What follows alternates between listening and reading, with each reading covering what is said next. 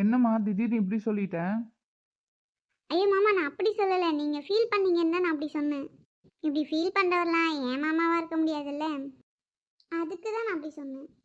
சரி மாமா, நடந்ததெல்லாம் நடந்துடுச்சு. இதுக்கப்புறம் நடக்க போகிறத பற்றி பேசலாமே. எதுக்கு மாமா பழசெல்லாம் ஞாபகம் வச்சுட்டு இருக்கீங்க? அதெல்லாம் விட்டு வெளில வாங்க மாமா.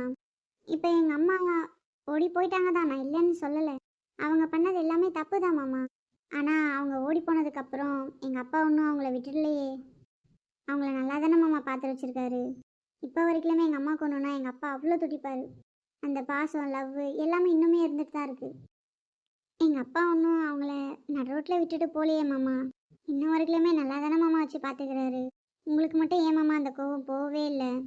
எல்லாமே நல்லா தானே மாமா நடந்துட்டுருக்கு. உங்களோட கோவம் மட்டும் ஏன் மாமா குறையவே மாட்டேங்குது? எங்கள் அம்மா எவ்வளோ கஷ்டப்படுறாங்க தெரியுமா? எங்கள் அம்மா நிறைய கஷ்டப்பட்டாங்க மாமா. ஆனால் அதையும் தாண்டி எங்கள் அப்பா அவங்கள ரொம்ப நல்லா பார்த்துக்கிட்டாரு. இப்போ வரைக்குமே அவங்களுக்கு ஒன்றுனா ரொம்ப துடிச்சு போயிடுவார். அவ்வளோ பாசமாக பார்த்துட்ருக்காரு. ஆனால் நீங்கள் ஏன் அவங்கள வெறுக்கிறீங்கன்னு எனக்கு புரியல. அவங்க பண்ணது எல்லாமே தப்பு தான் மாமா, நான் இல்லைன்னு சொல்லலை. ஆனால் நான் ஃபஸ்ட்டு சொன்ன மாதிரி தான், அம்மாவும் அப்பாவும் நல்லா தானே மாமா இருக்காங்க. எங்களுக்குன்னு ஒரு வீடு, சொத்து, எதுக்கும் எல்லாத்துக்குமே குறையே கிடையாது. ஆனால் ஒன்றே ஒன்று மட்டும் இல்லை. எல்லாம் இருந்துமே அந்த ஒன்று மட்டும் இல்லாமல் இருந்தால் ரொம்ப கஷ்டமாக இருக்கும் மாமா. அந்த கஷ்டத்தை எங்கள் அம்மாவுக்கு கொடுக்கக்கூடாதுன்னு நினைக்கிறோம். எவ்வளோ பணம் இருக்குது, நகை எல்லாமே இருக்குது. ஆனால் அவங்களுக்கு பிடிச்ச ஒரு உறவுகள் எதுவுமே அவங்க கூட இல்லை. என்னதான் நானும் எங்கள் அப்பாவும் எங்கள் அம்மா கூட இருந்தாலும் அவங்க மனசு தேடுறது உங்களையும் பாட்டி தாத்தாவும் மட்டும்தான். ஏன்னா நீங்கள் மட்டும்தான் அவங்க மனசில் ரொம்ப ஆழமாக இருக்கீங்க. நானும் எங்கள் அப்பாலாம் இப்போ வந்தவங்கள மாமா. என்னதான் எங்கள் கூடவே இருந்தாலும் அம்மா உங்களை நினச்சி தினம் தினம் அழுவாங்க. எங்கள் அப்பா அவங்க கூட இருந்து சமாதானம் பண்ணிகிட்டே தான் இருப்பார். எங்கள் அப்பாவே நான் குறை சொல்ல மாட்டேன் மாமா. எங்கள் அப்பாவும் உங்ககிட்ட பேச நிறைய முறை ட்ரை பண்ணியிருக்காரு. என்னம்மா சொல்ற? ஆமாம் மாமா, அப்பா உங்ககிட்ட நிறைய டைம் பேச ட்ரை பண்ணியிருக்காரு. ஆனால் நீங்கள் அப்பா கிட்ட முகம் கொடுத்து கூட பேசலை. இது எப்போ நடந்தது? உங்களுக்கு ஞாபகம் இருக்கான்னு எனக்கு தெரியல. ஒரு டைம் உங்களுக்கு கால் பண்ணி அப்பா உங்ககிட்ட பேச வந்தார், ஞாபகம் இருக்கா? தெரியலம்மா. ஒரு டைம் அப்பா உங்களுக்கு கால் பண்ணாரு மாமா. அப்பா அம்மாவோட பேர் மட்டும்தான் உங்ககிட்ட சொன்னாங்க. அதுக்குள்ளே நீங்கள் ஃபோனை கட் பண்ணிட்டீங்க. அப்படி என்ன மாமா எங்கள் அம்மா அவங்களுக்கு அவ்வளோ பெரிய ஒரு துரோகம் பண்ணிட்டாங்க? அவங்களுக்கு பிடிச்சவங்கள தானே கல்யாணம் பண்ணாங்க. இப்போ அவங்க லைஃப் நல்லா தானே மாமா இருக்குது. ஆனால் என்ன, உங்ககிட்ட எங்கள் அம்மா அப்பா வந்து பேசினாங்க. நீங்கள் ஒத்துக்க மாட்டேன்னு சொன்னதுக்கப்புறம் தானே மாமா இந்த முடிவை எடுத்தாங்க. நீங்கள் அப்போவே ஒத்துக்கிட்டு இருந்தா எங்கள் அப்பா அம்மா இந்த மாதிரி இருந்திருக்க மாட்டாங்க. நானும் இப்படி யாரும் இல்லாத சொந்தங்கள் இருந்தும் அனாதையாக இருந்திருக்க மாட்டேன்ல. அது எவ்வளோ கஷ்டம் இருக்கும் தெரியுமா மாமா? பெரியவங்க நீங்கள் 1008 சண்டை போட்டுக்கிறீங்க, ஆனால் அதில் பாதிக்கிறது சின்ன குழந்தைங்க நாங்கள் மட்டும்தான். உங்களுக்குள்ள சண்டையெல்லாம் நீங்களே சால்வ் பண்ணியிருந்தீங்கன்னா இப்போ நானும் அத்தை, மாமா, சித்தி, பெரியப்பா, பெரியம்மா, சித்தப்பா எல்லார் கூடயும், பாட்டி, தாத்தா எல்லாரோடையும் நானும் ஹாப்பியாக இருந்திருப்பேன்ல. நீங்கள்லாம் சண்டை போட்டு நீங்கள்லாம் பிரிஞ்சு இப்போது என்ன அனாதையே ஆக்கிட்டீங்களே. அம்மா சொன்னப்பவே இதை பற்றி நீங்கள் விசாரிச்சிருந்தீங்கன்னா இவ்வளோ தூரம் வந்திருக்காதுல்ல மாமா. நானும் யாரும் இல்லாத இருந்திருக்க மாட்டேன்ல.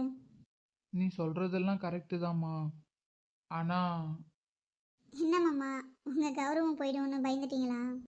நான் சின்ன பொண்ணு தான், ஆனால் அந்த கௌரவம் வந்து இப்போ எல்லாருக்கும் உங்களுக்கு சோறு போடாது. எல்லாத்தையும் கொஞ்சம் யோசிச்சு பாருங்க மாமா.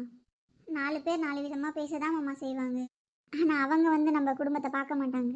அந்த டைமில் மட்டும்தான் மாமா நம்ம கூட இருப்பாங்க. அதுக்கப்புறம்லாம் நம்ம உண்டு, நம்ம லைஃப் உண்டுன்னு தான் மாமா நம்ம இருப்போம். அந்த 4 பேர்கிட்ட போய் கேட்டேன்னு வச்சுக்கோங்களேன், அதை பற்றி எதுவுமே பேச மாட்டாங்க. அது உங்கள் ஃபேமிலி பிரச்சனை, நீங்கள் தான் பார்த்துக்கணும் அப்படின்னு சொல்லிட்டு போயிடுவாங்க. நீ சொல்றதெல்லாம் வாஸ்தவம் தாம்மா. ஆனா என் கௌரவம்னு ஒன்று இருக்குது இல்ல. இந்த ஊர்ல நாங்க எவ்வளோ பெரிய குடும்பம் தெரியுமா? நம்ம குடும்பத்துக்குன்னு ஒரு மரியாதை இருக்குது. நம்ம போனாலே அந்த இடத்துல ஒரு மரியாதை இருக்கும். நிறைய பேர் இருக்காங்க தான், நான் இல்லைன்னா சொல்ல மாட்டேன். ஆனா நம்ம குடும்பத்துக்குன்னு ஒரு கௌரவம் இருக்குது இல்ல. அது உங்க அம்மாவுக்கும் தெரியும்ல. அதையே அவ புரிஞ்சுக்கல. நீ சொன்னது கரெக்டு தான். உங்க அம்மா கூட்டின்னு வந்து என்கிட்ட காமிச்சாதான். ஆனா அவனுக்கு அப்ப வேலையே கிடையாது. உங்க அப்பாவுக்கு ஒரு வேலை கிடையாது. சொந்தமா ஒரு தொழில் பண்றதுக்கு ஒண்ணுமே இல்லை. காசு நான் தரேன்னு சொன்னேன். ஆனா அப்ப கூட உங்க அப்பா அதெல்லாம் முடியாது, நான் என் சொந்த காசுல தான் பண்ணுவேன் அப்படின்னு சொல்லிட்டான். அப்போ கூட உங்கள் அம்மா கிட்ட நான் வேணான்னு சொல்லலை. எங்கள் கூடவே இருக்கணுன்றதுக்காக நாங்கள் கேட்டோம். இவ்வளோ பாசமாக என் தங்கச்சியை வளர்த்தேன். ஆனால் அவ இப்படி தான் போவேன்னு போறா. என் தங்கச்சி பிரிஞ்சு என்னாலையும் சரி எங்கள் அம்மா அப்பாவாலையும் சரி இருக்க முடியாது. உனக்கு தெரியும்னு நினைக்கிறேன். ஜோஸ்பின் என்னோட சித்தி பொண்ணு. ஆனால் அவளை நான் என்றைக்குமே அப்படி நான் பார்த்ததே இல்லை. எங்கள் அம்மாவுக்கு அடுத்தது எங்கள் சித்தி தான் என் கூடவே இருந்தாங்க. இது வரைக்கும் நான் அவங்கள சித்தின்னு கூட கூப்பிட்டதில்லை. எங்கள் அம்மான்னு தான் நான் கூப்பிட்ருக்கேன். எங்கள் சித்தப்பாவை என் அப்பான்னு தான் கூப்பிட்ருக்கேன். ஜோஸ்பினை என் கூட பிறந்த பொறப்பா நான் நினச்சிக்கிட்டு இருக்கேன். ஆனால் அவ இப்படி ஒரு வேலையை பண்ணுவான்னு நான் நினைக்கவே இல்லை. நாங்கள் என்னம்மா தப்பாக கேட்டோம்? உங்கள் அம்மா முழு கதையை உங்ககிட்ட சொன்னாலான்லாம் எனக்கு தெரியல. நாங்கள் யாருக்கும் எந்த பாவமும் பண்ணலைம்மா. நாங்கள் என்ன ஆசைப்பட்டோம்? என் தங்கச்சி என் கூடவே இருக்கணும்னு தானே ஆசைப்பட்டோம். வீட்டோட மாப்பிள்ளையா இருக்கணும்னு தானே ஆசைப்பட்டோம். அவள் எங்கேயும் போயிட்டு கஷ்டப்படக்கூடாதுன்னு தானே நினச்சோம். இது ஒரு பெரிய குத்தமா? சொல்லுமா. மாமா இதெல்லாம் எனக்கு தெரியாது. அம்மா ரொம்ப ஃபீல் பண்ணாங்கன்றதுக்காக தான் நான் இந்த ஊருக்கு வந்தேன். ஆனால் இவ்வளோ பிரச்சனை நடந்திருக்குன்னு எனக்கு தெரியாது மாமா. இதெல்லாம் உனக்கு புரியாதுமா. நாங்கள் எவ்வளோ கஷ்டப்பட்டோம். உங்கள் அம்மாவை எவ்வளோ செல்லமாக வளர்த்தோம் தெரியுமா? அவளுக்கு நாங்கள் எல்லாருமே துடிச்சிருவோம். அந்த அளவுக்கு அவளை நாங்கள் பாசமாக வளர்த்தோம். ஆனால் நேற்று வந்த உங்கள் அப்பாவுக்காக எங்களையே வேணான்னு தூக்கி போட்டு போயிட்டா. அவளை எப்படி நான் மன்னிக்க முடியும்? சொல்லுமா. மாமா அது வந்து உன்னால் பேச முடியாது. ஏன்னா நான் பட்ட கஷ்டம் அந்த மாதிரி. அவளை ஒன்றும் நாங்கள் அவ்வளோ கஷ்டப்படுத்தலையே. அவள் லவ் பண்ண பையனை கூட நாங்கள் கல்யாணம் பண்ணி வைக்கிறோன்னு தானடாமா சொன்னோம். நாங்கள் என்ன சொன்னோம்? வீட்டோட மாப்பிள்ளையா இருந்தால் மட்டும்தான் பண்ணுவோன்னு தான் சொன்னோம். நாங்கள் ஆசைப்பட்டது ஒன்றும் தப்பு இல்லையே. எல்லாருக்குமே அதெல்லாம் புரியாது. என் தங்கச்சி என் வீட்டில் ராணி மாதிரி இருக்கா. ஆனால் வெளியில் போனால் அவள் என்ன மாதிரி இருப்பானே எங்களுக்கு தெரியல. எல்லா அண்ணனும் ஆசைப்படுற மாதிரி தானே நானும் ஆசைப்பட்டேன். என் தங்கச்சி எங்கே போனாலும் ராணி மாதிரி இருக்கணும். அதனால எங்கள் கூடவே வச்சு பார்த்துக்கிட்டா மட்டும்தான் நான் அவள் ராணியாக இருப்பான்னு நாங்கள் நினச்சோம். இப்போ வரைக்குமே நாங்கள் அதை தான்மா நினச்சிட்டு இருக்கோம். ஆனால் அவள் ஒன்றுமே இல்லாத உங்கள் அப்பாவை தான் வேணும்னு அவ்வளோ அடம் பிடிச்சிட்டு இருந்தா. உங்கள் அம்மா மட்டும் லேசுப்பட்டவன் நினச்சியா?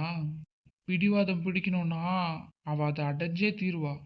பிடிவாதம் பிடிச்சாவது அது வேணும்னா வேணும் தான். அது இல்லை, அவளுக்கு அது கிடைக்கல, அவள் விடவே மாட்டா. ஆனால் அது கிடைக்கிற வரைக்கும் அவள் என்ன வேணாலும் பண்ணுவா. அதே மாதிரி தான் அன்னைக்கும் நடந்தது. நான் போய் அவகிட்ட பேசினேன். ஆனால் அவ எனக்கு அவங்க தான் வேணும், அவர் இல்லாத வாழ்க்கை என்னால் வாழ முடியாது அப்படின்னு என்கிட்ட சொல்லிட்டா. என்னம்மா பெரிய காதல்? பெத்தவங்க இருக்கும்போது அண்ணன் இருக்கிறான், நாங்களாம் கல்யாணம் பண்ணி வைக்க மாட்டோமா? அப்போ கூட நாங்கள் மற்ற குடும்பத்தில் இருக்கிற மாதிரி நாங்கள் ஒன்றும் காதலுக்கே எதிர்ப்பு தெரிவிக்கலையே. உங்கள் அப்பாவை எங்கள் வீட்டோட மாப்பிள்ளையாக தானே இருக்க சொன்னோம். நாங்கள் கேட்டது ஒன்றும் பெரிய குத்தமாக இல்லையே. அதுக்கு போயிட்டு வீட்டை விட்டே ஓடி போவாளா அவங்க அம்மா? நாங்கள் எவ்வளோ செல்லமாக வளர்த்தோம், அவளை எவ்வளோ பார்த்துக்கிட்டோம் தெரியுமா? எனக்கு எதுவும் கிடைக்கலனாலும் என் தங்கச்சிக்கு எல்லாம் கிடைக்கணும்னு சொல்லிட்டு அவளுக்காக நானும் கஷ்டப்பட்டேன். என் அம்மா இறந்ததுக்கு அப்புறம் கூடமே எங்கள் சித்தி என்னை அவ்வளோ பார்த்துக்கிட்டாங்க.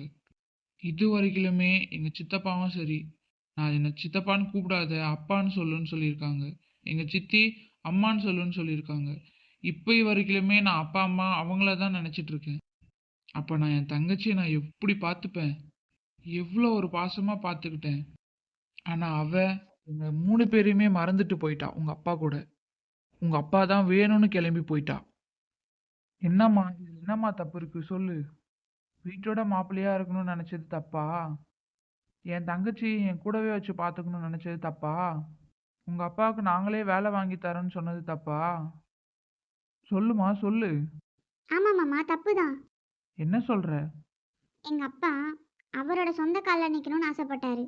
ஆனால் நீங்கள் அவரை வந்து வீட்டோட மாப்பிள்ளையாக உட்கார வச்சுட்டு உங்களோட வேலைகள் எல்லாமே அவர்கிட்ட கொடுக்குறீங்க.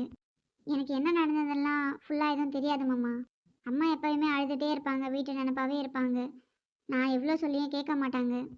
இது எல்லாமே எனக்கு ரொம்ப கஷ்டமாக இருந்துச்சு. ஆனால் இது வரைக்கும் நான் முழுசாக என்ன நடந்ததுன்னு எனக்கு தெரியாது மாமா. நீங்கள் எவ்வளோ கஷ்டப்பட்டிருப்பீங்கன்னு நான் இப்போ புரிஞ்சுக்கிட்டேன். இதில் எங்கள் அம்மா அப்பா தான் ரொம்ப கஷ்டப்பட்டாங்கன்னு நினச்சேன்.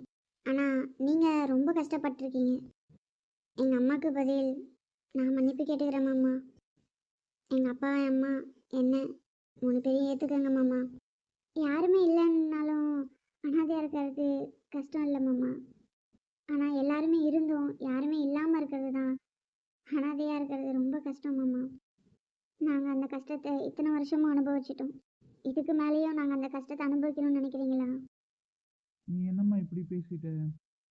நான் எவ்வளோ பாசமாக அவளை வளர்த்தோம். இப்பயுமே என் தங்கச்சின்னா எனக்கு ரொம்ப பிடிக்கும்.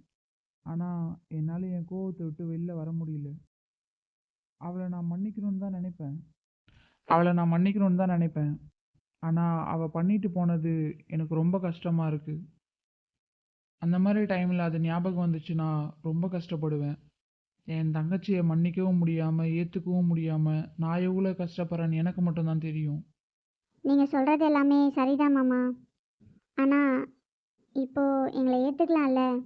இப்போயும் உங்கள் ஈகோ உங்களை தடுக்குதா? இப்போயாவது உங்களுக்கு எங்கள் அம்மாவை பற்றி கேட்கணும்னு தோணுச்சு. அது வரைக்கும் சந்தோஷம்தான் மாமா. அம்மா எங்கள் கூட இருக்கும்போது மட்டும்தான் இப்படி இருக்காங்க. அவங்க இன்னமும் உங்கள் நினப்பில் மட்டும்தான் மாமா இருக்காங்க. நீங்கள் தாத்தா பாட்டி நீங்கள் 3 பேருமே இல்லைன்னா அவங்க சந்தோஷமாகவே இருக்க மாட்டாங்க.